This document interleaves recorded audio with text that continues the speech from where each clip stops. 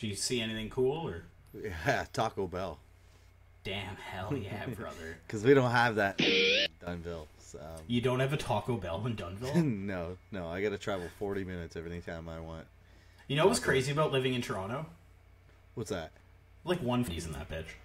Yes, yeah. You have to travel to the heart of downtown Toronto to get to Wendy's. And they've recently added one where a Taco Bell used to be. And really? I was like, isn't this used to be a Taco Bell? And like, for a moment there, I was like, maybe this has always been a Wendy's. And then I was like, no. And anytime I got in the van with Jolin, he loved grabbing JBCs. And I was like, why do you love JBC so much? And he's like, because there's only one Wendy's in Toronto, and it's going to take me 40 minutes to get there. And shout out to the JBC. Shout out to the JBC. And shout out to Wendy's breakfast. Yeah. JBC, yeah, you know me. You down with JBC? Yeah, you know me. Fuck corporations, but shout out Wendy's. Shout out. And also you're funny on Twitter, so...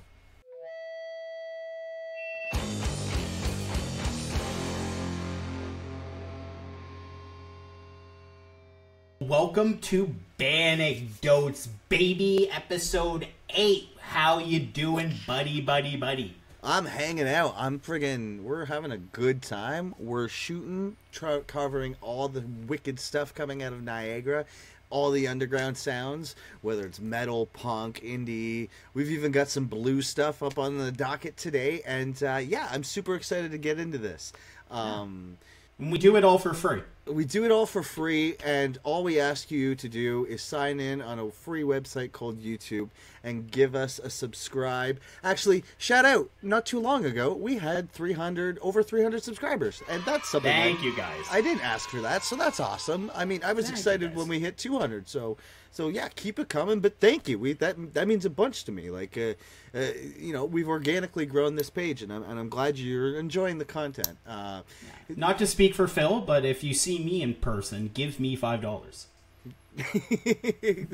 I'm out in Dunnville. You're gonna not see me very often, but if you do see me, you got to give me 15. I've been doing it. Wow. Yeah. No. That's a weird amount to have. Yeah. It's inflation. It requires you to have more than one bill. It's true. We got an awesome interview coming up later in the show with Salem Trials. They've got a new release coming out. We're talking to Zack and Nick. Yeah, I'm super excited. I'm stoked to talk to these guys. But first, we're going to get into some doggone local releases, because that's what we do here on this show. And first off, I'm super excited to be able to say that Doghouse Rose, new favorite band of the show, has their full album out, Unlearn, and it's just as bit personality-driven and bright and pop-punky as the singles that came out. What are your initial thoughts on this release? Oh man, I love this record. Yo, if you are a fan of 90s skate punk, you're definitely I loved how refreshing this record was. It was something that I felt like I had heard when I was like younger, when all that music was like the popular trend. What I was getting from the vocalist Beth, what her vocals were giving me was the deliverance was obviously Brody from Distillers, and there's no arguing that, but like I was getting the cadence and like the way that it was like the attitude was all Gwen Stefani. Like I got this this fun, there's something bright about it, and I enjoyed it so much. Like the opening track, Don't Be an Asshole, like so good. Ends with like Don't Be a Butthole, like it's like, and the song Unlearn, like this was such a awesome record. If you like bands like No Effects and like No Doubt and like all that stuff, like Gob by choice, yeah, you're gonna love this stuff. And like it, yeah, shout outs to Doghouse Rose, shout outs to Stomp Records for floating them all the stuff and making them happen. Like this was great. I'm so glad I came across this band and on the show. Yeah, I also want to give a big shout out to the opening track, Don't Be an Asshole. The song it says, you know, you can be an asshole, but why would you want to? You know what I mean? Unlearn as well. They said they put a video out for that, so I think we're going to check that out. So stay tuned for that. That's a fun song, super fast. And then what I actually really like about this album is in the second half of the album, things get a little more diverse in the way they start to like, it's still pop punk, but like Six Stray Hairs was a song I ended up really, really liking, and it has like a rockabilly, like punkabilly sort of like, it has that feeling to it. I really like the song These Four Walls. I like that sort of idea of like traveling so much and like the room you're in doesn't matter, who you are and where you belong is what you consider home. Very great little meditative track. Like, it's very like, in a band with a song like Jacob's Sweater, to hear such a vulnerable and honest song from Beth as well is just really, really cool. Reality is like an arena rock song almost.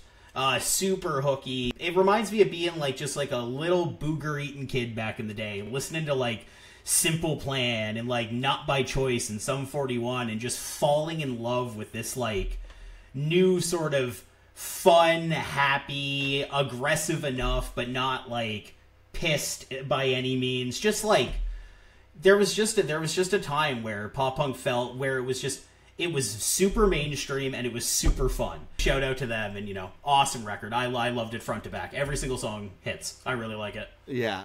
Next up, we have Welland reggae ska band Street Pharmacy, which I love that this band is still around. I love that they're kicking it. But yeah, white boy reggae. This is like it's fun stuff. It's good. It's got the dubs. It's got some keys. It's got charming and catchy vocals. It's Street Pharmacy through and through. They still sound the way they did when they were popping back in the day. I like hearing them have fun. I don't think they ain't hurt. These boys ain't hurting anyone. You know what? I will say this kind of music is fucking amazing to see live. It is just like, this is like, as a stoner who really doesn't want to like lean into that stereotype, it is such a fucking chill environment, and you're just like, like versus like, I go to a lot of fucking metal shows and punk shows. There's a lot of aggressiveness that's happening. There's a lot of people are getting a lot of their pent up aggression out. So like when you see a band like this live, you really appreciate the vibe, and you next thing you know, you're singing you're doing the sing-alongs and stuff like that, and like maybe you got your beer up and you're just like, you know what I'm saying? It's nice to not have to like it's nice to not have to securely check your perimeter when you're just trying to vibe out to a band, or have like your arm up like this when you're just like trying to vibe out. So now I totally agree. And yeah, I mean, these guys have had a bunch of success, but they're clearly really good songwriters. It's not nearly as easy as people think it is to write a pop song. Okay, so ex Holly Springs Disaster singer Mike Froh put out a Harry Styles cover of the song As It Was. What did you're the one who actually let me know that this was a cover and not an original song. So so what was your take on this when you heard it?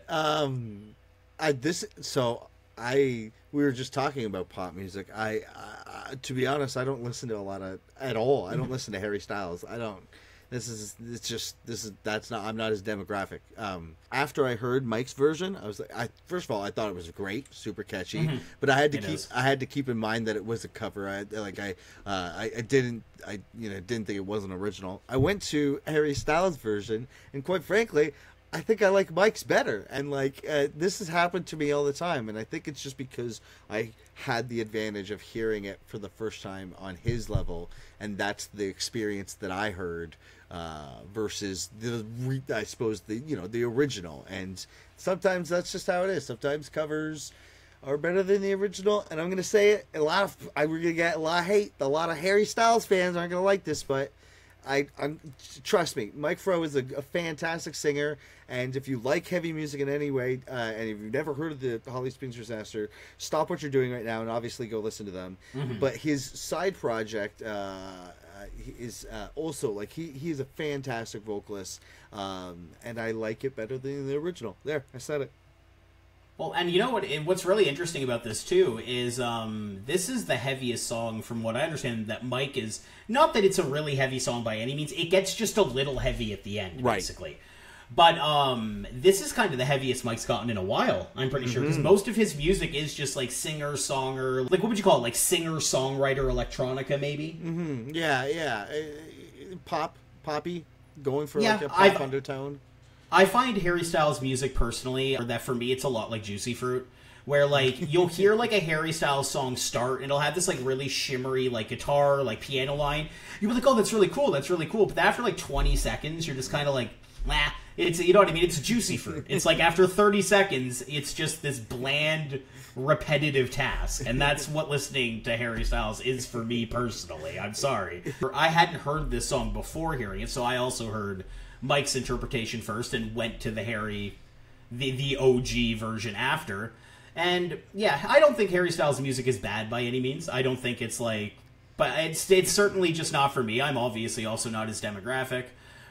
So yeah, shout out to Mike for taking, you know, a relatively basic pop song and making it a really, really interesting track. Yeah, it was cool hearing those heavy vocals like you just said, and maybe that's teasing something. Are we going to get more heavy stuff coming? Because this is just a cover from Mike. Are we going to Is the Holly Springs coming back? Oh, shit! Next up, we have Gordon Bombay with their debut EP, Summer Nights. We could finally, like, this is, I'm so glad that this is out and everybody gets to listen to it. Like, these folks have been working hard on this record for a long ass time. I think over 10 years now, I think we said on the pod when we had them.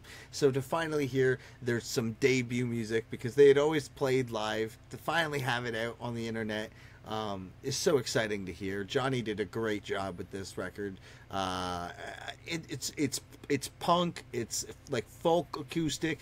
I'm getting some Artist Life. I'm getting some Wonder Years. I'm like, there's all sorts of things going on that are, and the three of them are fantastic vocalists. So they just pull it together. Like, this was great to hear. Yeah, no, it's sick. They've always kind of reminded me of Misser, the Front Bottoms, like you said. A little bit of like Boys Night Out later into their career, yeah. And Attack in Black. I get like an Attack in Black sort of vibe from them. Well, I really like how all the songs on this album definitely have like a little bit of a different feel to them. I think Quiet Lies sets a really good tone for the whole thing. I think picking a first track when you haven't intentionally written one is a really interesting thing. You know what I mean? Because there's obvious intro tracks that we're used to, and then there's like just picking a first song that is really good at representing the tone of your band, and I think that what they did with their first track works really well. Stolen Hours is like, I really like that song when I heard it before, and listening to it back again today, it's definitely the most folk punky of all the songs. It feels very like heady and artistic in a great way. Amazing vocal performance on that track too. Like some of the like sustained notes that I think Drew's holding. Yep. And then, yeah, like, Catalyst is probably the most poppy song on there. We talked about it before. That's a great song. These are great dudes. This is great music. Everything about this band just feels positive to me, you know what I mean? Right. Just talking about them makes me smile. Yeah. I like this EP, and I just want them to hopefully not take this many years to write more music for us, because I want to hear more. Yeah, and to add on to that, like, I think we highlighted it when we were talking to them, but the three of them are just very good, positive people in their lives, and like, aside from the music, like, they are very fun, and like, yeah, like you said, they just radiate sunshine. Yeah, we can't gush over you guys enough, so shout out Gordon Bombay. Political noisy hardcore outfit Moratorium have put out an EP called Plague Bearer. It's pissed off, it's atmospheric. It's atmospheric. That's going in. Take two. So Moratorium have released a brand new EP called Plague Bearer. It's pissed off. It's atmospheric. It's drenched in a permanent fuzz and feedback. It's heavy. It's visceral. What did you think? This was like kind of like Converge core, but it was like had more of a bit of a punk element to it. I really liked these three songs. My favorite track was Thoughts and Prayers, especially when he says like, "Spare me your thoughts and fucking like I like the way it jumped into it. Like, I actually really enjoyed this release. I went back to it a couple different times, and I thought it was super cool. This band is from Ottawa, and Cinders had the pleasure of playing with them live. They bring a massive sound with them. And yeah, they're absolutely crushing, and I was really glad to hear new music from them, because it's been a while since we've heard from them. I can imagine just how suffocating it all sounds during a live show. Next up, we have Albert Hofmann's World Peace Project with their single that's out on the streaming sites, Parade. They've got some music that they've been putting out on Bandcamp that I think have gone under the radar, that I've been meaning to cover, but sometimes you can't, know, things slip under our radar. But here we are talking about it now. This is Davis's project. That's Davis singing. This was so awesome hearing him to actually singing, because I've never had a chance of hearing this. This was giving me, I knew this was going to be some sort of thing where, because I really liked it. I was like so surprised how much I liked it when I heard it, and I knew it. I was like, this is going to be one of those things like with Chilldozer and like stuff where Phil's going to be like, this is this person, and it's gonna blow my mind when I find out that's Davis singing. Yeah. This is all him. I think this is him creating all the music, and I think he's managed to recruit a backing band. I might have misspoken. Maybe it's a collaborative effort, but I think Nick told me about this like months back, and he said it was super good. So. It is. It's great. It's like snarky, bright punk rock. It feels really rock and rolly too. You know what I mean? It wears it like unapologetically. Like it's like straight up like punk rock music. Yeah, no, it's like I love the synths on it too. The synth sounds crazy. Yeah, this was a great tune, and I can only expect to see more from this band. And I want to catch them live next time they play, because I bet you they play a fun set live. For sure, yeah. Super cool project, and crazy to hear that. I knew it was going to be something. I knew you were going to do this. I knew for sure. I felt it in my bones. All right, guys. So, Grand Erie has a real pissed off band, and it's called Pot of Greed. And they released the Pot of Greed, I guess just promo or demo. I'm not quite sure how it is, but this is moshcore. This is crunchy. This has big ass anthemic vocals. This band completely understood the assignment. They're just here to make you slam dance. I am giving them an A+ in Slamonomics. What did you think? Yeah, no, I couldn't agree more. This was just to the point, raw, gritty. Like they are making they've got the mosh parts in mind while they're writing, and the vocals are so raw. They're giving me like TUI kind of like the like straight to the bone. Like you're gonna definitely like this if you're a big fan of hardcore. There's no doubt about it. Pot of Greed. Shout out to this promo, because this was super cool, and it swept me off my feet. Next up, we have Phantom Lung with Abhorrent Entity 2 Moribund. Did I get that right? It sounds like a place in Lord of the Rings. Moribund. Andy Dinner coming to the table with like this absolutely punishing track. Like this is just two tracks. Like these two tracks coming out like minute and a half each, just straight to the point. Oh man, like this just sounds like static with blood sprayed over it. Like it's just like oh my god, holy fuck! Like there's just so much going on here, and this is such a static with blood sprayed on it is and such an incredible way of describing something. Yeah, this just had such a unique sound of its own, and like you can only put them in the same category as like people such as like Full of Hell and fucking Nails. Like this is what it sounds like, and it's hard to give someone that like compliment because those are heavy hitters. Mm-hmm. Yeah, no, this is it just sounds pure evil. It sounds like I talked about before on Abhorrent Entity the First. Yeah. Just like you're in a submarine. Shout out submersibles, but like it has such like a sunken into the depths feeling, like you're just like being swallowed up by a creature that's larger than you can even possibly comprehend. Like it sounds. It's so hard to explain. It just sounds fucking evil. So shout out to them. Yeah, this was great. And Us, chaotic metalcore outfit, released a new track called Take Care. What'd you think of this one? Oh, this band keeps putting out all these singles left, right, and center. Like I'm loving that we're getting to cover this band every couple of months or so, because this is a brand new band. I think they just started in the spring. I think this is their third single out, called Take Care. Yeah, like metalcore with like production really well done. The riffs are fast. Like you said earlier in the pod, this band understands the assignment as far as like the metalcore genre goes. It's more on the heavy side. I know metalcore has taken like a little bit more of a pop backseat heavy with like people like Nowhere or Nothing Nowhere putting their records out and stuff like that. This is more on the heavier aspect of like maybe like the early 2010s kind of metalcore is what we're getting early here. Architects. Yeah. Early Wage War. Yeah. It's not getting like there's like some tech involved with some of the metalcore, but it's like it's not over the top. We're not talking Between the Buried and Me, but like somewhere in between there. Like I liked hearing this, and this is just a 3-piece. I don't know who's doing what, but I know that there's only 3 members involved with the band right now. It'd be really interesting to see them live then, because it definitely sounds like there should be more people working on this, just in terms of like how those guitar parts are all being played at the same time and stuff. Like that's a lot to pull off for one dude if it's one guitarist. So absolutely pummeling track. They've been putting out a lot of singles, which is really smart in terms of like the Spotify algorithm and stuff.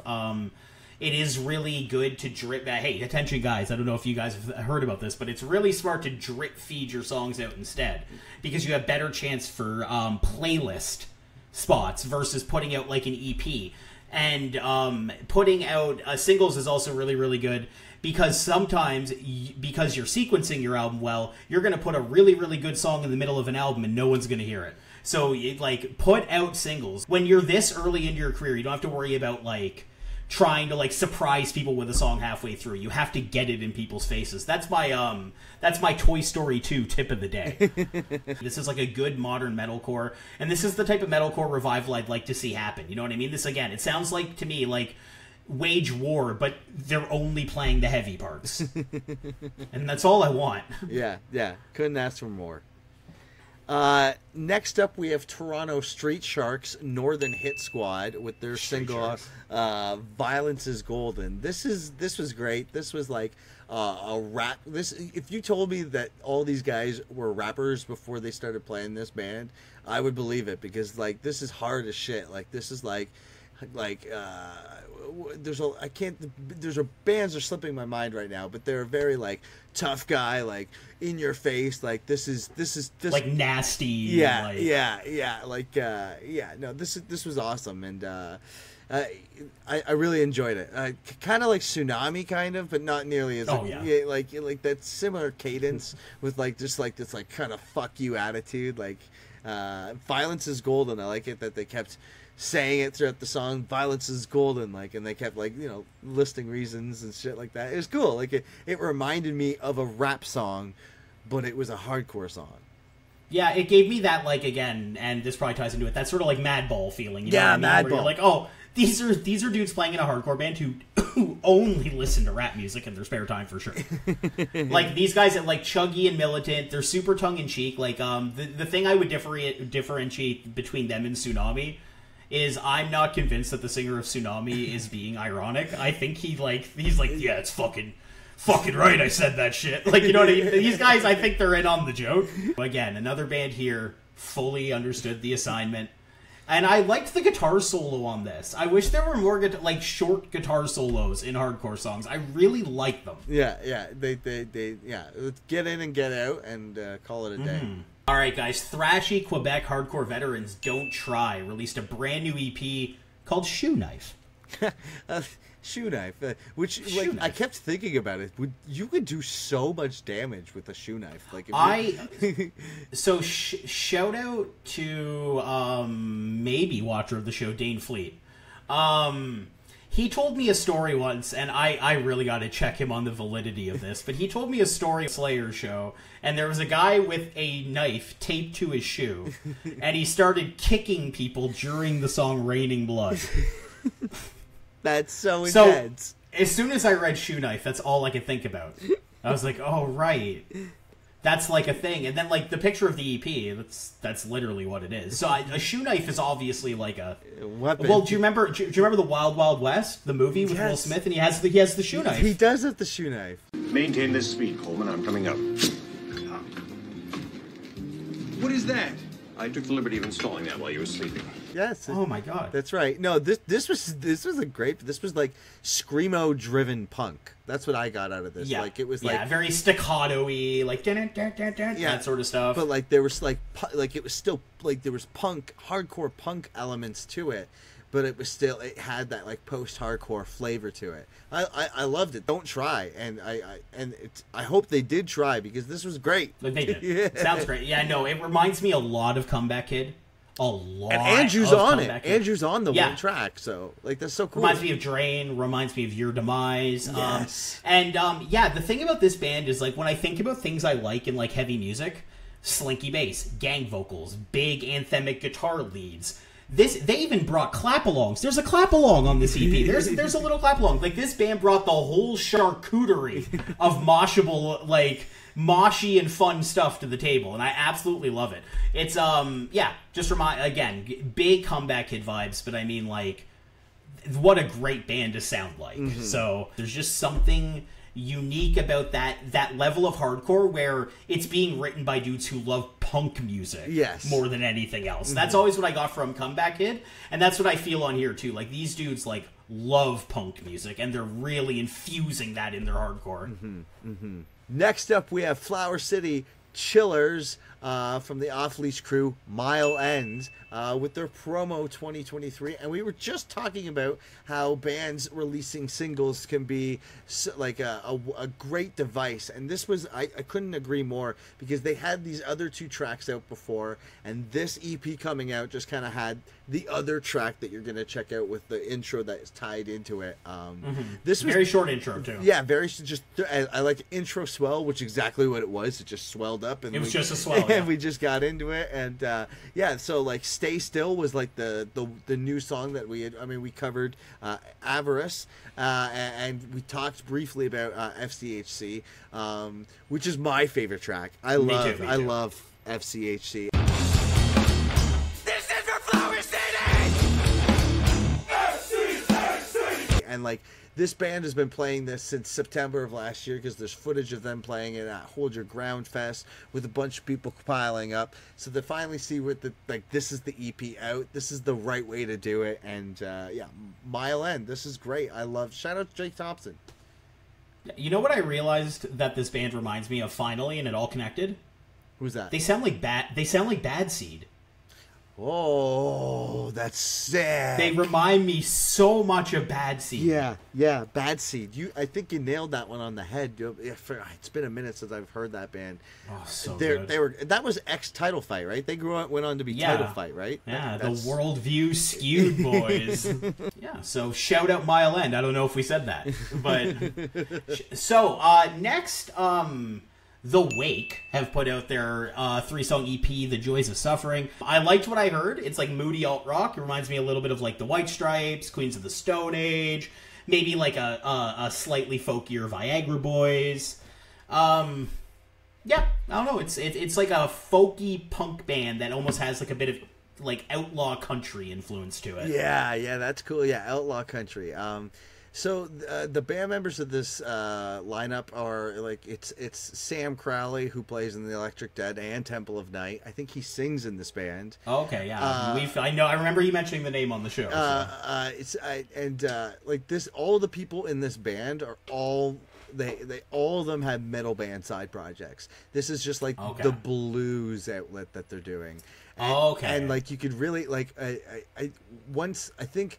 Shout out to Derek Nelson of Snakehead Studios and Temple of Night. He sent this to me, and he was like, all the people in this band play in metal bands, and it kind of contextualized it for me. And once I dove into this EP, that really spoke to me. I was going like, you could tell how like you want to see, like you could feel like these musicians would take this in a wild place if they were a metal. It felt sludgy. Yeah, it had that like tempo to it. Yeah, no, I definitely got the vibe that these were like at least people like who, you know, are familiar or have played heavy music before were playing this. I definitely got that vibe. I thought it was really interesting and really cool. I like that there's a lot of slide guitar going on.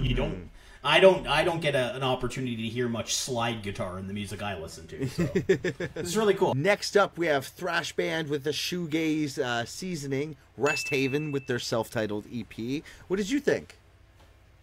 This was pretty cool. It's fast, it's suffocating, very disorienting.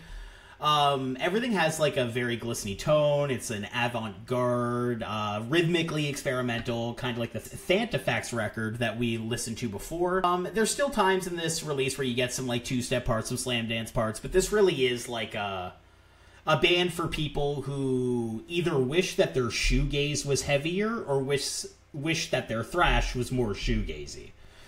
They have some ambitious tracks on here. A lot of the songs are over 5 minutes. And then they can even get like proggy and interesting, like especially on the tracks like Agon and Dystopolis, I think it's called.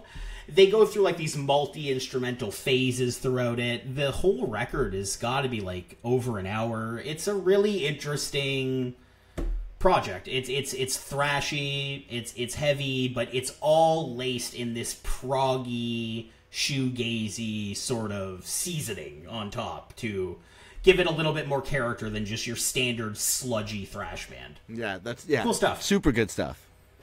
Okay, guys, Ascension Blacklist put out a track called Beyond This Juncture, and once again, the boys have come through with a video, so we are going to record our reaction soon. You guys can check that out to hear more, because we have not listened to the track yet, because as much as we'd like to, we are going to wait and listen to it together like the good friends we are.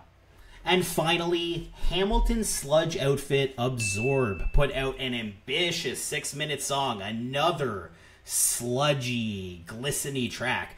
This song sounds soaked. I don't even know how to describe it. Like even the atmosphere of it just sounds dripping wet. They really embrace like the sludge aspect of what they're doing. I felt the vocals are very clearly mixed as well and super menacing. But they keep that like sludgy pace throughout, where everything is just sort of like dragging its way to the finish line, like beat by beat.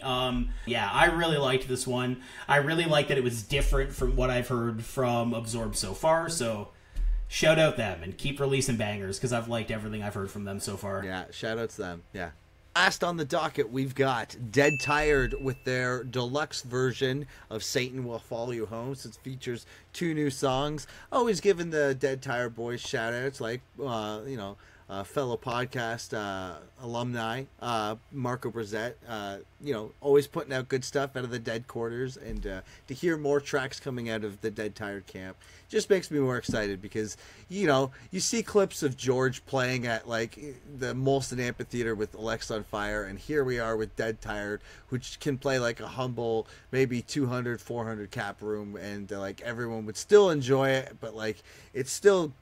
It doesn't seem like it's the side band because it's George's side band. It actually seems like a separate entity of George. Oh, for sure. And it's so much more low-key, and I think it almost feels like that's how he wants it to be. You know what I mean? Yeah. Dead Tired's sick. This is, like you said, it's just a deluxe, so it's just 2 new songs off the record from last year, which was a pretty stellar record in my opinion. They've always been a pretty consistent band. And Tyler's Toy Story tip of the day number 2 is that putting out deluxe versions of your records, guys, also a really smart way to just sort of get people like me to see your record and be like, oh shit, and now all of a sudden I'm listening to Satan Follow You Home again. So this is a really good way to just sort of put yourself back in the mind's eye, because like I'm at the point now where after having Spotify for so many years, like when I click on my new Music Friday thing, it is borderline an endless scroll on Fridays for me, because so much music comes out. So it is definitely smart to do. Even if you only have 1 or 2 songs and you're like, oh, we're a death metal band, we can't have a deluxe. Hell yeah, you can. You can have a deluxe. You can put your 1 new song on your album from a year ago and re-promote your album. Totally do it. There's nothing wrong with that. And that's Tyler's Toy Story 2 tip of the day number 2. Lovely, lovely. Well, there you had it, folks. Lots of new music coming out of the local scene. And if you just released something, hit us up. Bandecdotes@gmail.com, or in the DMs. We're pretty friendly, and we're open. There's no requirement. This is all free. This is not a paid thing. We're just here to fucking spread the love, and that's what it's all about. Unless you see me, give me $5. Unless you see Tyler, give him 5, and if you see me, 15. All right, guys, so it looks like we have Salem Trials in the weight room over here, so we are going to jump into that interview, and you should see that beginning now. Welcome back, Bandecfolks. I'm sitting here with Salem Trials. We got Nick Baker and Zack Bray. How you guys doing? Very good, man. Thank you. You guys are in Ottawa right now, right? So we're actually like 40 minutes east of Ottawa, out in the sticks, if you will, cool. in Maxville. Yeah, I've had a great day. I got tattooed this morning, so I'm chilling now. Yeah. Okay. Any city that's named after coffee is a good city in my book. Yeah. So yeah, you guys are in Salem Trial. You guys have just released a brand new single, which we've done a reaction to that might even be out by the time that this is out. But we really enjoyed the brand new single. We really enjoyed it. Thank you. Glad to hear. What was some of the inspiration about this new single that you guys put out? I mean, like, we were getting some, like, maybe I'll tell you what we were getting after you tell us what you were inspired by, but, like, yeah, Right I want to hear what were you guys inspired by getting into the single. You want to go on? Well, you did most of the songwriting, so... Well, Randy wrote that song, and then we played around with it. I'm not sure, like... I don't know where it came from, because the song changed quite a bit from the initial demo of it, and we usually end up throwing everything back and forth between all of us. And What is your writing style? How do you guys approach writing? Does one of you come with like a basic structure of the idea and you guys all play with it afterwards, or is it in Kinda the like that. studio? Yeah. Yeah. A collaborative effort. Yeah, Yeah. A lot of fine tuning ends up going in like after obviously the original demo gets thrown out there. everybody throws their input on, and then we tear it apart and kind of start from the beginning again and build it back up. A lot of like typical drummer stuff goes on where it's like, a guitar player writes the pre-pro drums on it, and you need like 5 limbs to play whatever's going on, and then I'll end up correcting it something that a little more fitting and like I'm able to actually perform. Right. I can always imagine that being very difficult. Where like a guitarist always that's like an ongoing joke where like guitarists who write like the MIDI drums are always just spamming the double kicks and Whatever, and which it is what it is, but like it's all about stamina when it actually comes to playing it, and sometimes you can't just consistently just and no, like I like that you guys do that. And so the demo and then you guys do it with the studio, which is a good approach, especially because you can always look back at the demo and be like, here, this is something that I don't really like, that maybe that I thought was going to work, or maybe this could work better after we've like listened to it. Yeah, I don't think any of the songs just come from demo to finished. It's all worked on. A lot of work ends up going into anything. Like for the single that came out, there was probably like maybe 3-4 different versions of it before we ended up coming on to something that we all agreed on. And that's it. Getting everybody to agree on something isn't always. It's not a difficult, or it's not an easy task. Mm-hmm. Yeah, it can be difficult sometimes getting everybody to agree. Especially, like I've even run into issues like that, even with sometimes just like album artwork, right? It could be as simple as that, or like, or a logo, right? Like if it's not quite everybody's taste, it could be not necessarily an argument, but it could be a thing that's going to be going on. Yeah, absolutely.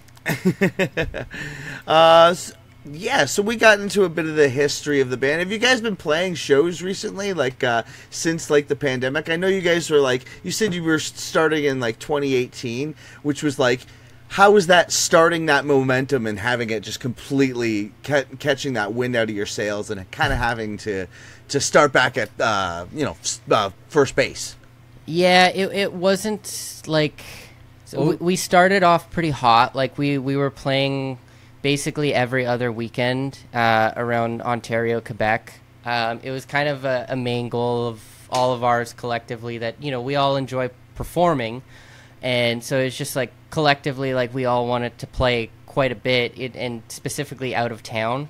And then, pandemic happened and just stopped everything dead in its tracks. So it definitely did put a dampener on how things went on. Well, on shows and stuff. Yeah, but specifically shows. I think it definitely gave us some time to start writing songs and kind of doing the production side of things. Yeah. And that. We also, in the like, meantime.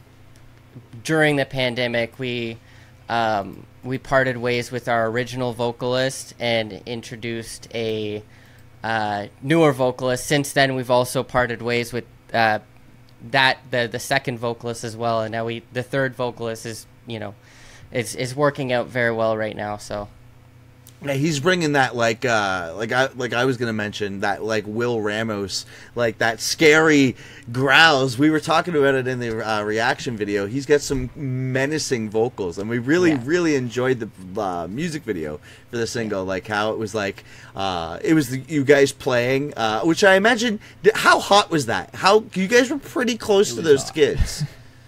My back is still sensitive to heat now. Like if we're having a campfire outside or anything like that, I try and stay a little bit further away. I don't know if it's like just like PTSD or some form of placebo just being around it again, but it's I feel it still. It was in the middle of winter there. You had to jump in the snow a couple times there. Yeah. Mid takes, like run from the drum kit to a snow pile to like just dive back first and then run back to the kit to finish the shot kind of deal. But yeah, hot. Yeah, that's such an interesting like you'd be like it's like in the middle of winter and you have to jump into snow to cool off because these things are so hot. How many skids was that? Like I know there was a ton of them. Do you guys remember? Yeah, so we had 37. Yeah, so in my little Pontiac vibe kind of deal, like every day after work, I would just drive around in the industrial complex in Ottawa, fill my car with like 5 or 6 skids, bring them home, and yeah, basically just rinsed and repeat that. But yeah, we had 3 piles behind us, and they all had, I think it was like maybe like 8 or 9 each, and then we after the main shoot went on, we did like a solo vocal take, and we made a 4th pile with the remaining skids. Okay, that's interesting. Yeah. Were you guys worried that like where were you guys to shoot this? Like I can't imagine like this would have been legal. no, like we did have the fire department called on us. Oh. Yeah, so thankfully, because we were shooting on my parents' property, they have like quite a bit of acreage around their house, so it was the perfect scenario for us. But we probably should have let their neighbors know what was going on, because one of the neighbors did happen to call the fire department. And yeah, thankfully my dad was there supervising, and he ended up getting wind that the fire department was called and called it off before they ended up showing up. Nice. So yeah, it was funny, but yeah, thankfully it was all good. I can only imagine the neighbors are like, wait, Salem trials, and they just look outside and they see these burning things. They're like, Could you imagine if you called emergency services because something was on fire, and then someone just called them and they're like, don't worry about it, and they just didn't send anyone anymore? That's fucking crazy. Yeah, I don't think that would happen in the city. I mean, this is a very rural area, so like, like population of the town is maybe like 400 at most, and that's spanning how like 50 square kilometer radius probably. Your dad probably knew the fire people on the fire. Yeah, he definitely did. Yeah, so yeah, I live in a very similar, like I live in a town just outside of St. Catharines, and it's like the same thing. Everybody knows everybody, right? Yeah. That's how it is. Yeah. Do you guys? I know you've put out. Was it like 3 or 2 EPs by this point? We did. We just did the 2 songs there with our old, or 3 songs with our old vocalist. We released 2 songs at once, and then another single. We had an EP out, but that's the one we took down not too long ago. There, you can still find it on Bandcamp and YouTube. Yeah, it's still on Bandcamp and YouTube. But yeah, we're transitioning from that kind of style. So for sure, is there any plans for an LP coming up? There is. After this EP drops, we're gonna start working on something. Yeah. Well, we've already started. Yeah. But you know. It's a long Right, ways 'cause- away.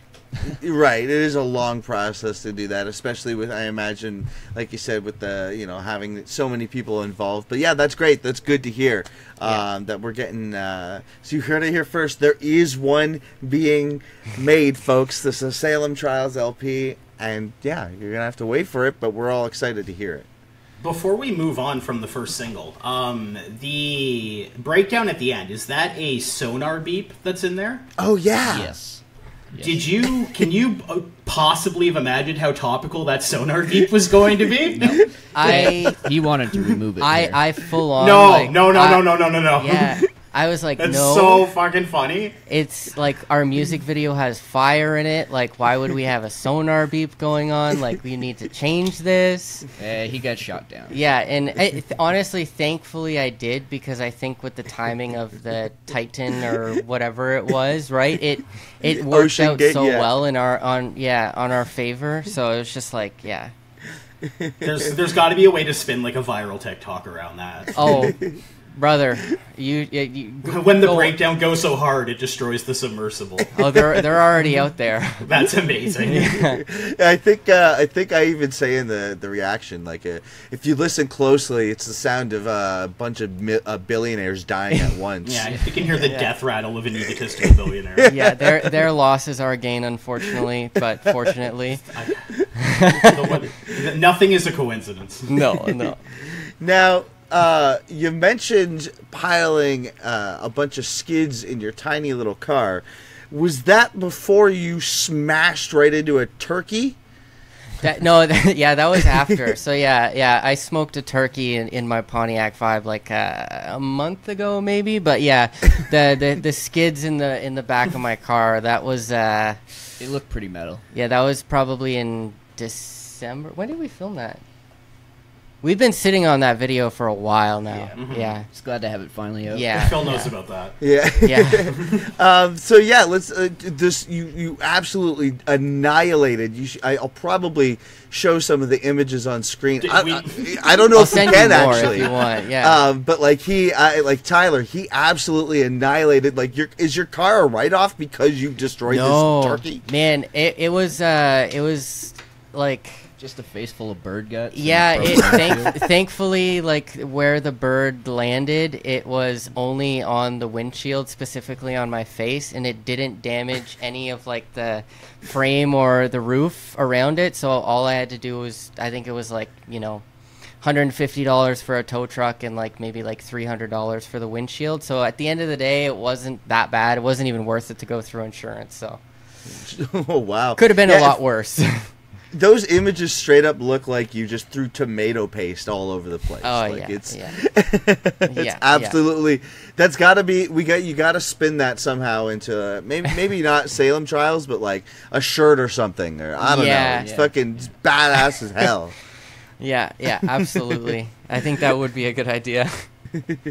Now, before we get into some Bandecdotes with each other, Zack, I wanted to ask you how you had the opportunity to actually drum for the band Extinction AD. They're a really rad band from Long Island, I believe. How did you end up doing a tour for that? And that was for, what was that, Cattle Decap too, that tour? Yeah. So we opened, I sessioned for them on the tour that they opened for Cattle Decap, Last 10 Seconds of Life, and Creeping Death. Wow. Unreal opportunity for like a first full American tour for myself, especially sessioning, although I do wish that it was for something that that I performed on myself and not kind of like working with other people. It was kind of just like, I think it was December 22nd or something like that, and I got a DM on Instagram being like, hey, we just lost our drummer for this tour, are you potentially available? Can you play a song for us, send us a video? And I was like, yeah, sure. Like, what's the tour though? And they're like, oh, it's opening for Cattle Decap. And I'm like, okay, yeah, let me just fucking punch out of work and just rush to the jam space and then learn the song as fast as I can and send it to them. And it worked out kind of deal. Like, I had 2 weeks to prep for, it was a 30-minute set list, so it was fairly easy, but at the same time, you know, it's thrash metal. I'm definitely more used to playing a lot more groovy stuff, so I had a learning curve for sure. But yeah, it was a great opportunity, and like forever thankful for those guys for letting me go on tour with them. Yeah, shout outs to them. Is that the longest you've been on the road with them? Yeah, absolutely. The longest I've been on the road with anybody, Cool. for that matter. But yeah, it was a fantastic experience, and I can't wait to be able to do something like that again, hopefully with Salem Trials. Yeah, I was just going to say, like, is Salem Trials planning on doing, like, a big release after the CP is out, or, like doing a huge tour? Not a huge tour. Like, we're still staying as like weekend warriors for now. Yep. But Yep. I ideally, like, we can get to that point. With the hype that we've been getting on this newest single, we're just hoping that it translates to the EP as well, to help push us into specifically the U.S. market. As much as, you know, we all love playing Ontario and Quebec kind of deal, that's, you know, there's only so far you can get with performing in Ontario and Quebec, and we feel that States is the place to go next. yeah. Yeah, and I ask, like, as if it's so easy to fucking tour, but, like, it's not. Like, I understand, like, it's, like, hard for bands to get, like, the time off. Like, I don't know if necessarily fans really realize that, like, to actually get that collaborative effort. It's not necessarily, I don't know if it's gotten any easier or harder over the years. I'm not trying to say that, but, like, it's definitely, like, you have to take the dedication and put it somewhere else, and it can be hard. Like, it's 5 people in a van sometimes. Sometimes you're just eating peanut butter sandwiches and fucking you're miserable, and you're up till 3 o'clock in the morning because the show didn't end till midnight. Like, I get it, and especially getting into the you guys get it. It's worse when the show doesn't end until 3 in the morning. When you're on it 2 in the morning. That's, and then you got to drive after the show. Like, you still got like a 2-hour drive to, like, you need to be where you are. Yeah. See, like, I totally understand with the Ontario market, like, being like, there's lots of cool cities to hit, but, like, there's like, other than the GTA, I mean, we're pretty blessed in Hamilton, Toronto, St. Catharines, London, kind of like within like a 2-hour, 1-hour like radius, especially some of those mini markets in there, especially like, you know, Oshawa and Brampton. But, like, outside of that, you really have to do like a 6 or 8 hour drive to get anywhere to, like, hit sometimes Windsor, Ottawa, Montreal, and then at this point you're expanding the country. So, like, the only thing I've always been apprehensive of going over the States of just because the whole visa thing is such a pain in the ass. It's so daunting, man. Like, the amount of like research that I've ended up doing, because like it was a goal of ours. Well, it's always been a goal of ours, probably since the inception of the band. Yep. You know, like, I've had friends, like, I'm sure you guys are familiar with Liam Frith from Becomes Astral and TKO Booking. And, like, he's given me pointers and stuff like that, but even with the help that he's given and with all the information that's on AFM and CFM, I'm pretty sure, like, it still just seems like such a painful process, you know? It's in the works. It's something we want to do, but it's, I think I remember a story, like, famously, like, where Counterparts got, like, a huge amount of their merchandise seized, and they were, like, on, like, not Victory anymore, but whatever label they're on now. Like, Pure you think Noise? there'd be protection. You think Pure Noise, you think would have that figured out, you know what I mean? Yeah. I might be misremembering, but I think, like, they famously had, like, thousands and thousands of dollars of merch seized from them. Yeah, it's horrible. It's wild, and, like, sometimes I talk to a band and they're like, "Yeah, we just have a locker over in the States and we just throw our stuff over there." And it's like, I'm like, man, I don't know how you guys do it. Like, it's so stressful. Like, if you get dinged for that, like, you're absolutely toast. So like, it gets bitter. So I understand why some bands, like, literally go like, this is overwhelming, I need to hire somebody to do this for me, because it is a lot of paperwork and red tape.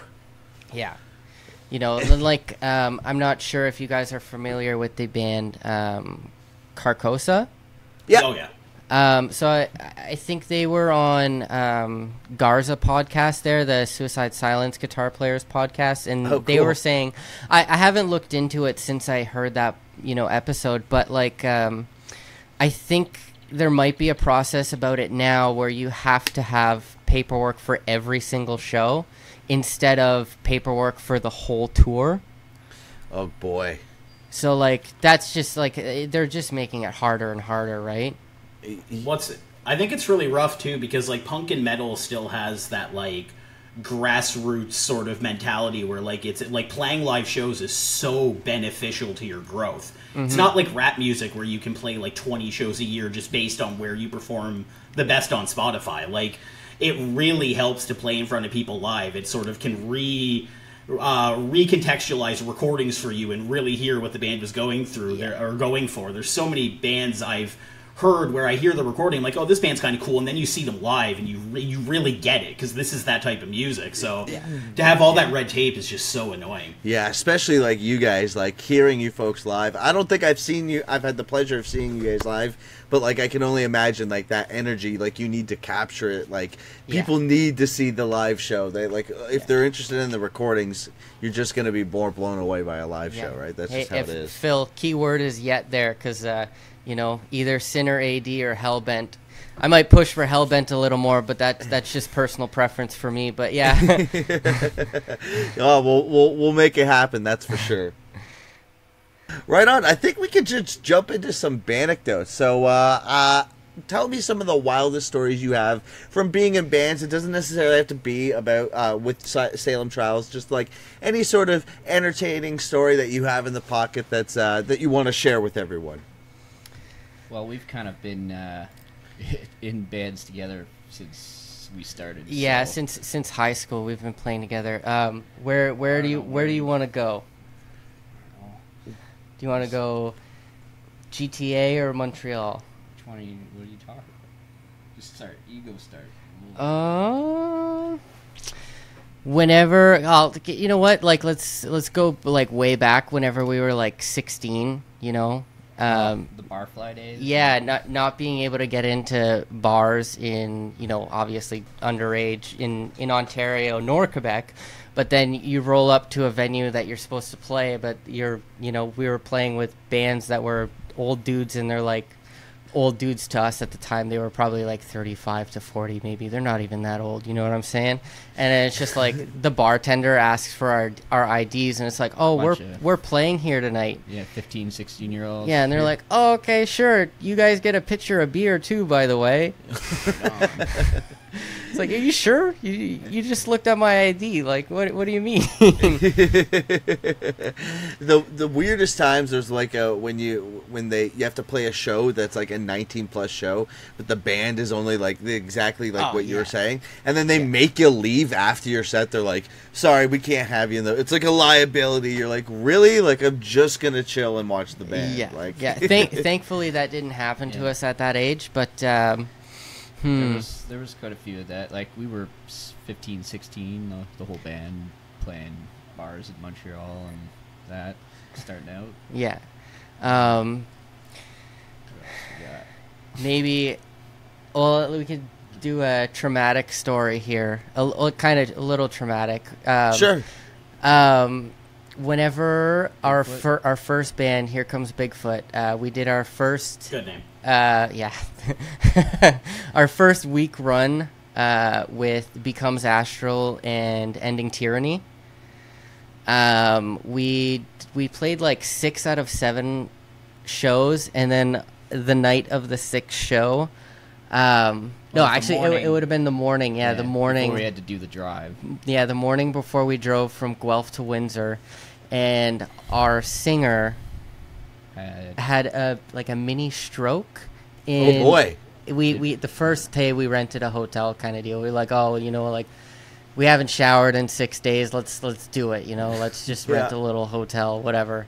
And wake up the next day and our singer had a mini stroke, and I was like, damn! Like called an ambulance. Ambulance came to the hotel. You know, gurney up the up the elevator. How old were you guys? 17? 18, 17? I would say 18. It wasn't a stroke. He ended up having a blood clot in his heart. And Holy shit! Okay, just a little blood clot. In your heart. Just Pretty minor blood clot in your so heart. that kind of slowed the momentum down. For that band, that for sure slowed the momentum down. Absolutely. He is all right to this day. So great, good to hear. Yeah, I was about to say, how's his health these days? He's good. Now- He's good. Healthy. You mentioned Here Comes Bigfoot. Okay. I've played with you guys. I wanted to ask you that because I wasn't Yeah. sure if we ever played together or not. Yeah, so I think it was Hellbent. So now correct me if I'm wrong. I would have been playing with Hellbent, and we were on a little mini, probably just like a Weekend Warrior thing with the band Without, which was from Niagara, and we came through that rad space, the Ask a Punk space in Ottawa, and I vividly remember the name Here Comes Bigfoot, or is it's Here Comes the Bigfoot, or Bigfoot? No, just Bigfoot, yeah. Here Comes Bigfoot. Yeah, I totally remember seeing you guys live. I can't even remember who else played that show. I just remember that name and seeing you guys live. We made it out to that little venue there a handful of times. Oh, definitely, yeah. I think we lived like a 10-minute well, you walking lived there at one point. Yeah, and I lived there for the last year of that place being around. But yeah, definitely most likely, yeah. We spent many nights hanging out and partying there. Yeah, Tyler, I was just going to tell you, this spot that we're talking about is, I don't know if it's around anymore. No, it's not. No. It's not. So this was like a house venue in like suburban Ottawa, where it was just, they just called it Ask a Punk. I've definitely heard of that. But it was also known as like Leaky Bees, like originally a leaky basement, like and Sneaky D's. Yeah, kind of. Name flip. Yeah, nice. They actually had like a decent mixer. They had like people who lived in the house. Were in a band when I first started. Like because I came through that place a couple times myself too, and they had like a cool reputation. But they also had. There was one time that we showed up there, and I was like, "Whoa, this is a really cool space. What's like the biggest show that you guys ever threw there?" And they were like, "Well, we had Let Live come through one time," and they were like, "What the fuck? Did you guys attend that show?" Yep. I was on the front stage with the homeowners. We were trying to keep people back from the getting on the stage. It's crazy. Yeah. That's absolutely insane. You know, your standard, what is it, a bungalow? Is that what you call that kind of house?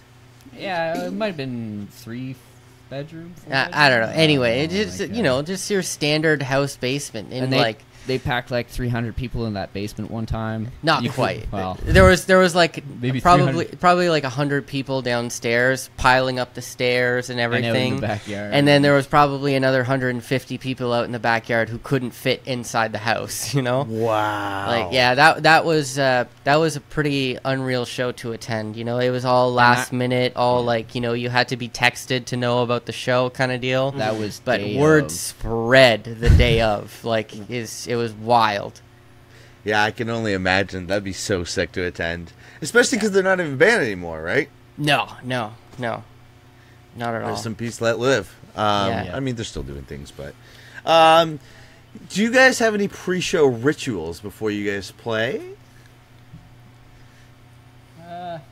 Just warming up. General warm-up stuff, 10, 15 minutes. If it's a bigger show, and you get a little nervous, whatever, probably just warm up for 20, 25 instead. I think it used to be more of a thing, but we haven't really done anything. Yeah, no, pretty well, just all kind of keep to ourselves even, somebody's always running merch or whatever, typically singer, before the show, they can just chit-chat to people to warm up, I guess. Usually just ready to play. Yeah, just waiting to get that pre-show anxiety out of you.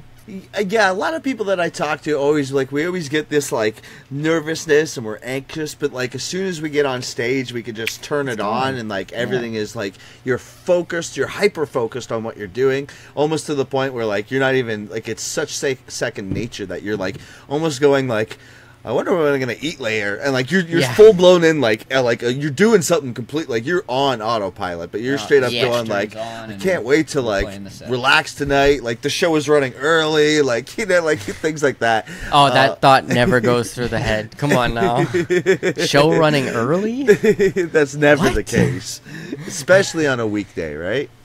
Oh goodness. Now, when you guys are traveling together, what's your go-to gas station snack? I am a sugar-free energy drink man. Zack There you won't let go. us stop anywhere. I'm usually doing the driving myself, and unless you are about to explode, I typically don't stop unless the gas tank is out. Bring some snacks, Yeah. granola bars. It's like, no, we're getting to the venue. Why do you want to stop? Right. We're getting there. There's as quick as possible so that we can like get settled, and then you can go off and get some snacks. Like if you're fucking hungry, just Yeah. get it then. Like Yeah. Yeah, we don't eat just pure energy drinks. Yeah, no, energy drinks, I like sour Skittles. Nice. I like Can't sour go wrong with Skittles. sour Skittles. Like there's always Worst case Ontario, if we do Chips. stop, Salt chips. vinegar chips, man. Yeah. chips. We got some of the best chips here in Canada. I don't know if like, when you guys go over to the States and start doing your precious chips aren't going to be as flavorful. I tell you that. Hey, they got sun chips, so if ever I do need to eat like chips for dinner because nothing's open, sun chips will be the go-to. Yeah, that's like basically a meal. Yeah, bag of chips. Do Sun Chips still have that like loud ass bag? Oh, you fucking know it. Hell yeah! Hell yeah! Nobody's sleeping that night. Just fucking. So fucked. It's like made out of like a material that like slightly recycles better, and it's the most insane sounding thing to put your hand in. Yeah. It's the Yeah, best. no- Your guys' current vocalist was he like close friends with you guys at all, or was he like a talent hire? No, yeah. So, We put out, we kind of went and tried to steal every vocalist we could once we found out that our past vocalist, Michael, was leaving us. So we put like the call out and we had a couple guys try out, and he seemed to be the best fit for us. yeah. It was exactly what Baker said here, and it's just like how we found specifically Thierry. I had messaged. I'm not sure if you guys are familiar with the band Depths of Hatred. Yep. Oh, not me, no. Okay, so they have a fairly big reputation. I don't think they're performing at all anymore. I know the singer. Montreal, right? Yeah, Montreal or Quebec City. I'm not exactly sure. Quebecois. Yeah, Quebecois. But yeah, the singer of Depths of Hatred, recommended Thierry to us, and we did our research. He had some clips out on YouTube, so I just sent him a DM on Instagram, being like, "Hey, we're this band. Would you be interested in auditioning? We have an EP written and ready to go for vocals." That's a lucky position for a vocalist. Yeah, and The timing was weird because we had done some of the songs with our previous vocalist, who also helped write some of the songs with us. yeah, like he does have songwriting credits on the new material as well, for maybe one of the songs. Never-ending Yeah, and- the next single I think he It has a might have song. been. It might have been Immolation too. No, It's the ending. that was me. That was you. Yeah. Maybe. But yeah, like the old vocalist left, and it was a struggle to find a new guy for a while, and auditioned. I think we probably got about 12, 13 online submissions. Cool. Get that many? Yeah, I didn't show you guys all of them. Off the record, some of them don't make the cut. Right. It's kind of you to not be showing people's auditions around and like laughing at them. Right. Yeah, Absolutely. Sometimes. and the We were just trying to find someone who was right for us. yeah, and we probably there was I probably sent like 5 or 6 to the guys, and then we only did 2. 3. I got 3. No, different like in record- person. I mean, Oh, in person. I think we One- only did 2 in-person auditions. We do 2. You weren't there for the first one. I wasn't there for Terry. How does But an anyways, in-person audition look? Do you literally is it exactly like America's Got Talent, where 3 of you are at No, a table no. and you're just They're like, Coca-Cola cups. we They're did branded it. sponsored Coca-Cola cups. We did it pretty relaxed. I think we did both the auditions, the 2 in-person auditions in one day. Cool. Thierry was one of them. Like they both obviously sent a one over the internet. You know, we sent them a demo. I think it was of the first single, Immolation, and like they sent us some vocals back. We kind of talked about it amongst ourselves, and then said, "Hey, yeah, like let's hang with them because that's half of it." Or oh yeah, yeah. It's just like even a job, right? If you don't enjoy your coworkers, you're not gonna have a good time, right? No. And we're all friends. Like we've all been friends like since high school, and the other guitar player was in Here Comes Bigfoot with us as well. So we've been playing together for so long. So we wanted someone to fit our, you know. Yeah. I remember specifically being like, you know, like we're looking for a singer to be a part of this band, but you know we're also looking for a friend kind of deal, right? You know what I mean? So it's you gotta be able to hang with if you're gonna share the car for 8 hours at a time. And that's just it. Yeah, it could be hard to actually ask for that. Be like, listen, like, not only are we looking for the talented person, but we're looking for somebody that we don't necessarily know right now. We want somebody to be part of our team, and it can be difficult like that. Yeah.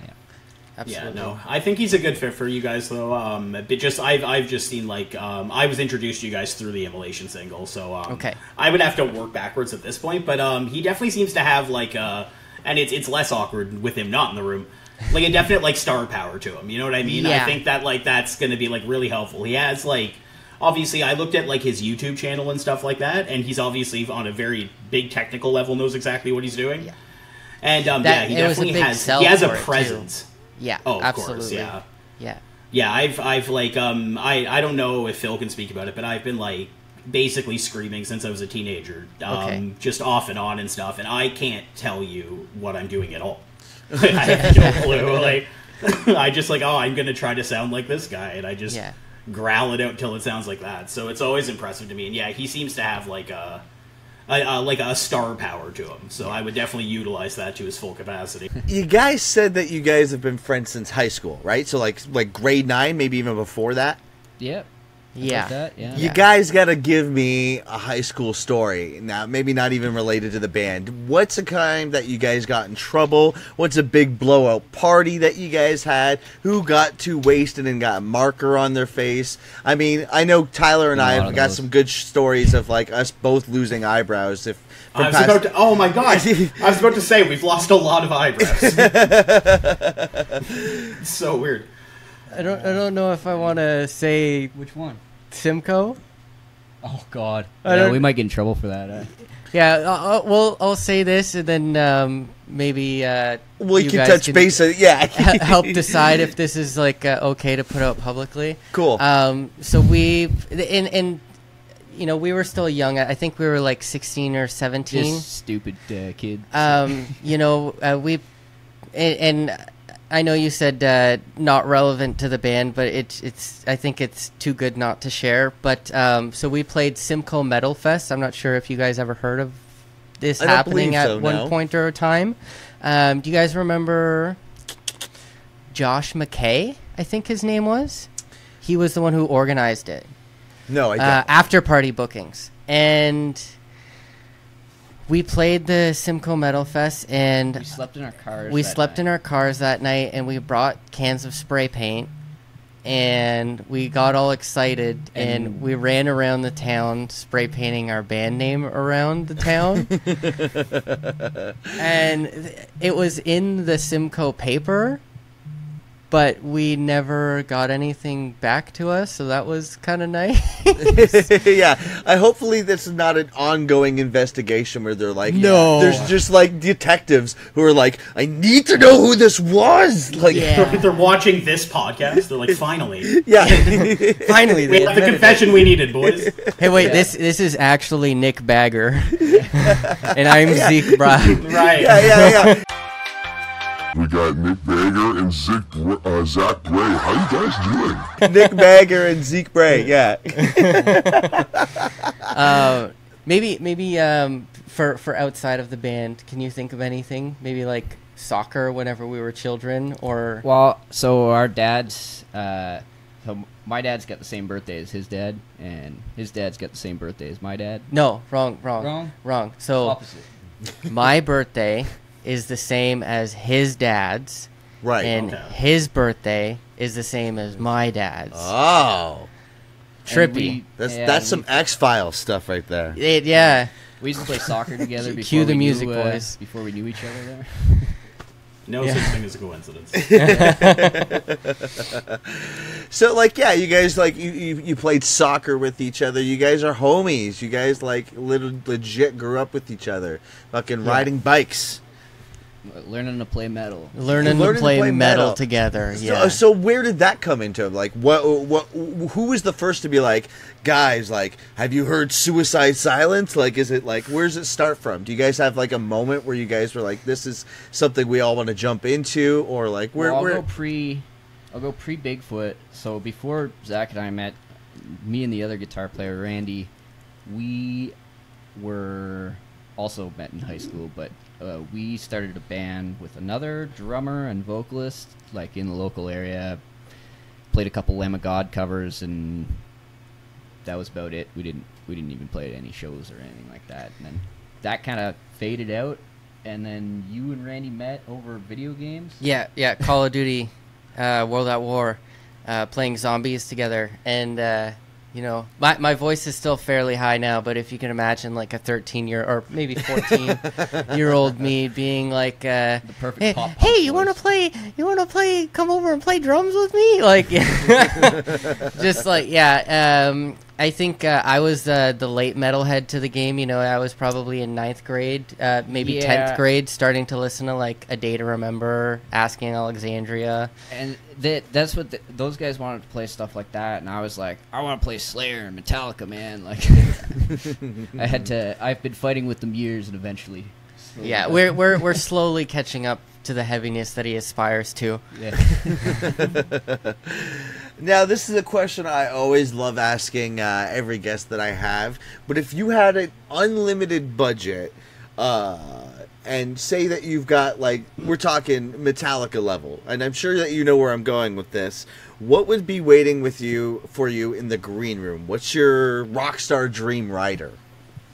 Dream Rider. I would say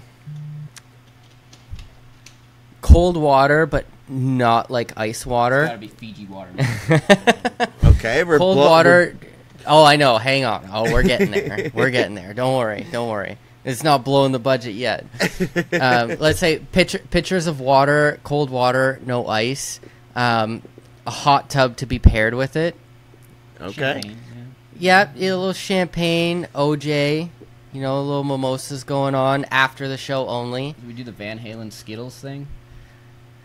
Yeah. Oh, We lost him. I- What are you thinking? I don't know, like a couple packs of blunts, maybe a couple 6-packs. No, we gotta go bigger than that. I don't know. See, I know what I Is have. there a way I you know want what to I have for decorate your stage, green so- room? Hmm. We're talking like if you had the choice of furniture, if you had the choice of like, what is there TVs playing? What are the TVs playing? Is there It'd have to be a leopard print couch. leopard print couch, obviously, and every time you sit on it, it growls. We don't know where the growl comes from, but it happens. Yeah. I want one of those boxes with a bunch of buttons so I can play laugh tracks and Like a soundboard.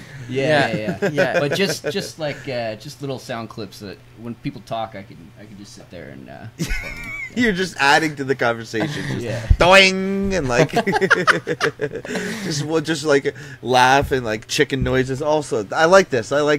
Now, do you have Call of Duty going on in the corner? Because you said that you were a Call of Duty player. Oh man, I think whenever we had originally met, myself, Baker, and the other guitar player, Randy, I think that was also whenever I stopped playing video games and just focused on playing music.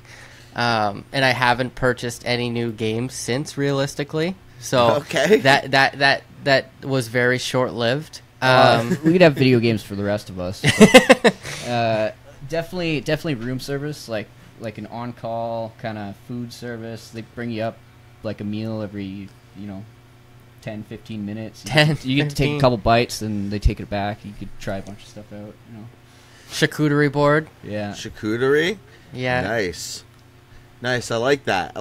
Now, and there's like, is there anybody else involved? Do you have any entertainers with you, like celebrities? Let's just say that you could just have anybody that you wanted to hang out with. Hire someone to play your green room. Hire somebody to play the green room. Yeah. What does their green room look like?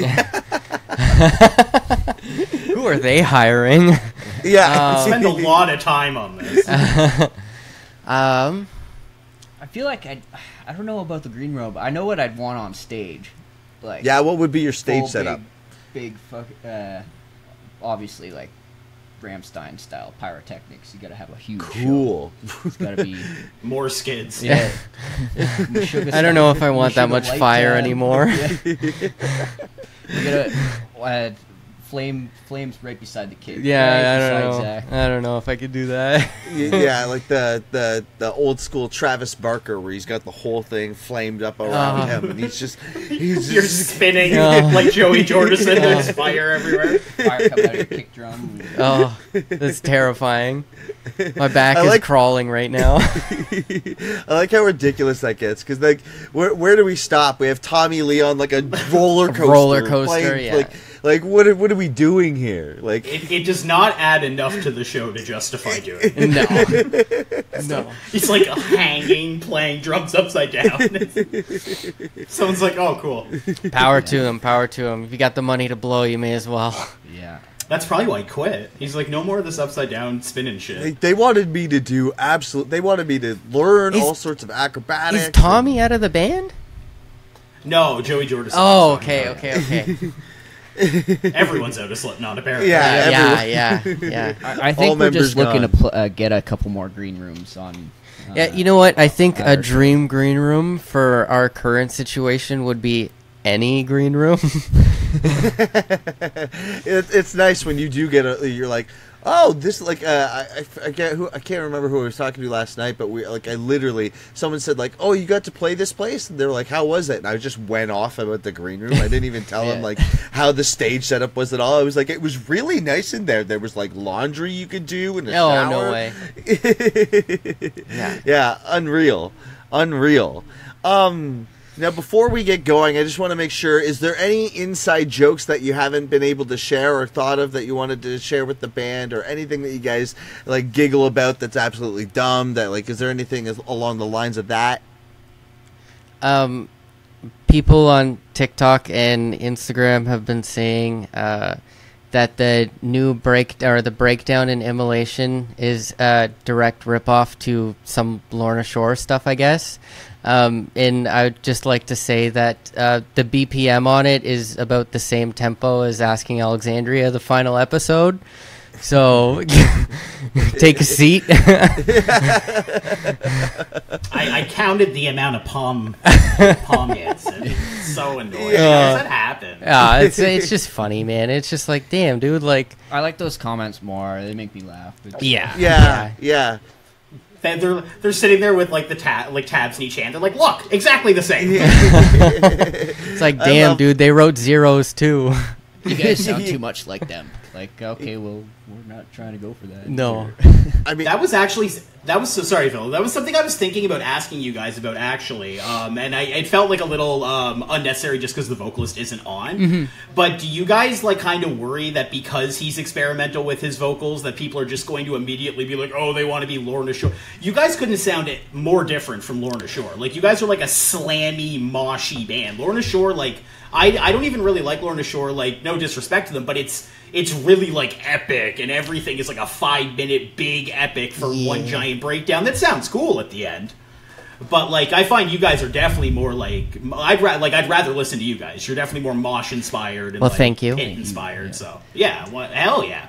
I don't think I don't think some of the other songs, like maybe if they're going for that, they're saying that breakdown is Lorna Shore-esque, then sure, go ahead. But I don't think the other songs are along those same lines either. I think as far as Thierry's vocal style, like he records what seems natural to him, and if you go to his YouTube, he has a couple tutorials on vocalists that he admires and that he has interpreted their styles from, and I think it definitely like shines through with how he writes and performs. Just like anybody else, right? I have my favorite drummers that I latch on to, and I pick parts of their playing styles and put them in mine and make my own blend of me. So I'm sure it's the same for your guitar playing. We test out things all the time, so really it comes down to whatever fits the part the best, or whatever we can say that we're like happy with at the end of the day. Yeah. I've got one more question for you. Have you had the pleasure of actually touring with Thierry yet? So we have played only three shows with him so far, I think. Okay, because my next question is he the snorer in the band? I don't know. So, I don't know. No, I'd be the snorer. I'd probably be one of the loudest, at least. Maybe we all do. Yeah. I'm also a heavy sleeper, so yeah, you're the heavy first sleeper. one out and keeping everybody else up. yeah. I think I play that exact role in my band. So, and I'm always getting shit thrown at me too. So I always feel like the it's par shoes, for the, eh? Yeah, the shoes. Or people will clap and wake, all sorts of stuff. And it only can do so much before I turn over and start snoring again. But it seems to be par for the course that the vocalist is always a loud snorer, and I was just wondering if that was the case for Thierry. No, I mean, to my knowledge, we've definitely spent quite a bit of time together, especially getting to know each other over the last, I might probably wrong here, but I want to say 7 to 8 months. Mm-hmm. We've only known him for that long, but us staying or him staying over here and whatnot and spending time together, I can't say I've ever heard him snore, so that's a good thing. But also another fun fact, this is his first performing band. Oh, cool. Yeah, he's a young buck, man. His first his first Bring Me the Horizon album was what was it? The one with the umbrella? What the fuck's that called? That's the spirit. Yeah, that was his first. That is, by the way, your way of aging people is truly interesting. Is that good or bad? I don't know. No, I really like that. But you age people based on the Bring Me the Horizon record they got into first. No, it's true. It's because we had this conversation, right? It was oh, what was some of the key albums that got you into heavier music? And it's just it's not what we... No, granted, Homesick for me was sick, but yeah. Oh, yeah. I was talking to Tommy from Rust not too long ago, and he said the same thing. He Bring Me the Horizon didn't mean anything to him, and then he heard That's the Spirit, and, that was, his favorite album by them. So I guess there's a common thread there. Yeah, so to be specific with it, though, it's also because he's so young in comparison. Well, so young. Not But, bad. yeah, I know, but the dude's 23, right? Yeah. So... And we're all 28, 29 now, so it was also another reason why we decided wanting to go with him. Brett is also younger, 26. I couldn't tell you. Couldn't Not- tell you. yeah, Our not- bassist name not much is younger. Brett, but his name is actually Bread. Yes, we call him Bread. Bread. Makes sense. Nice, Yeah. nice. I like that. Shout out to Bread. Toasted or untoasted. He's always toasted, baby. Yeah. There you go. Oh, hell yeah. Now, before we leave, what can we expect from Salem Trials in the next year or so? I guess you said something about we're teasing an LP. Is there more music videos on the way? So, July 21st, we have a new music video coming out to pair along with the release of our debut EP under Seek and Strike Records. That'll be out July 21st, 4-song EP. We're 3 more songs. Yeah, three more songs to come out. And yeah, we're crazy excited to see the response that we get from everybody, and we hope that everybody enjoys the rest of the EP as much as, you know, they have the first single. We also have some EP release shows to be announced. It's July 1st now. Yeah, in the coming week. We have, you know, a small run of shows coming up. And yeah, we just hope to be traveling and playing more shows around Ontario, Quebec, and hopefully further down south as well. Yeah, and continuously just working on new music, and that's pretty much it. Yeah, man. Yeah. You want to plug the socials and let everybody know where to find you at? Yes, one sec. Let me make sure I remember what our socials are. Well, you can band name is Salem Trials, and you pretty much find us anywhere there's socials. Yeah, so you can find us at Salem Trials Band on TikTok, Instagram, and then on Facebook it would just be facebook.com/Salem Trials. And yeah, find us on Spotify. Make sure you follow us, all that fun stuff. Put the new songs on repeat. Let them play for your dog during the day while you're gone at work. So you're here to hear first. Salem Trials with their upcoming EP, Nocturnal Creation, on July 21st. Make sure you keep your eyes peeled for all those tunes. Thank you, Nick Baker and Zack Bray, for hanging out with us. It has been a good time. You know how it is, folks. Take it easy. Thank you.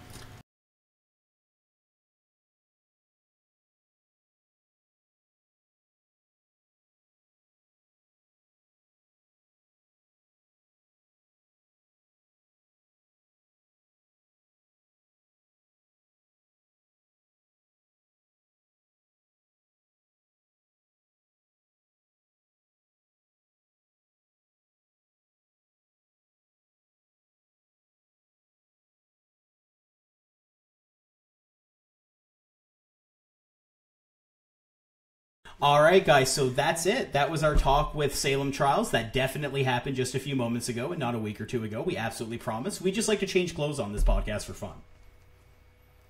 Don't we look good? Yeah, so make sure that you check out Salem Trials' new EP. That's going to be coming out on the 21st. They should have a new video coming out as well, and we'll definitely check out that video.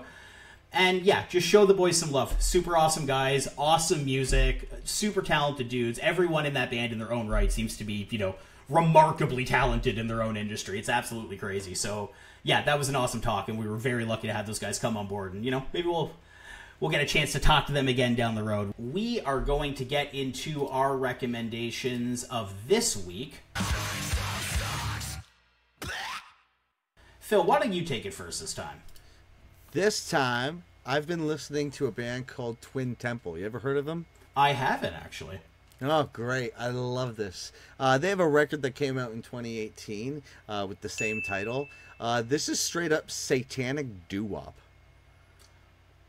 Okay. Okay. They have songs like Satan's a Woman and like The Devil bracket Didn't Make Me Do It, Lucifer My Love. This is great. It's just two people in the band with I think they're partners, and this is a great I highly suggest, if you've never had a chance to hear this sound before, this will kind of like sweep you off your feet. They're like love romantic songs, but like they have like they're all about like worshiping the devil, so like they're very tongue in cheek. You can kind of laugh about it, but it's also very like it's actually really well done music. Check it out. That's Twin Temple with their self-titled record. They've got a lot of cool singles coming out ever since, but if you really want to jump into them, they're self-titled. That sounds sick. I'll definitely check that out. So, ever since last week when you mentioned Jedi Mind Tricks, you got me thinking about the Rapidy Raps myself, and Killer Mike, they released a full-length album called Michael. This is awesome. This is like Mike over some beautiful throwback boom bap stuff. You've got glistening, like, soulful choirs, like doing the like while he's like rapping and stuff. It's absolutely amazing. Like Shed Tears is like this song where like the vocalist Lena Bird Miles is doing the hook, and it's just gorgeous. There's a song called Run with Young Thug on it. Talking Shit is an absolute great song. Menacing ass beat. Probably my favorite on the whole album. If you're going to listen to one song on this release, either make it Talking Shit or Scientists and Engineers. Scientists and Engineers is this absolute must-hear track. It's got Andre 3000. You've got Future. Mike's going crazy on it. And Spaceship Views. Mike and 2 Chainz team up with Currency as well, actually, to just go back and forth on like a big-ass like flex track. One of my favorite Run the Jewels song. The name is escaping me right now, but it's the track where they have 2 Chainz on it on their latest album. Yeah. Super good track. A lot of people complain that like real rap is dead, and like I'm sorry, you're wrong. You just have to dig a little deeper than like the Billboard Top 100. There is conscious rap, there is lyrical rap out there, and there is throwback lyrical miracle boom bap rap, and Killer Mike with Michael absolutely came through. Absolute must hear. Came out this year, recent album, and it's definitely my recommend this week. That's great. I love Killer Mike, and I haven't had a chance to dive into this record, but to hear you give it such praise, like it's going to be what I'm going to go do right now. All right, guys. So I think we are going to rapidity it up here. I want to thank Salem Trials for coming on. I want to thank you guys for watching. You're here at the end, right? You didn't skip ahead, right? You watched a whole video. You're such a nice person. We appreciate that so much. Follow us on the Bandecdotes Instagram. We spell it out all the time. You know what's going on. Maybe we have Threads, so follow us on Threads if we've set that up yet. Give this video a like. And yeah, keep it popping.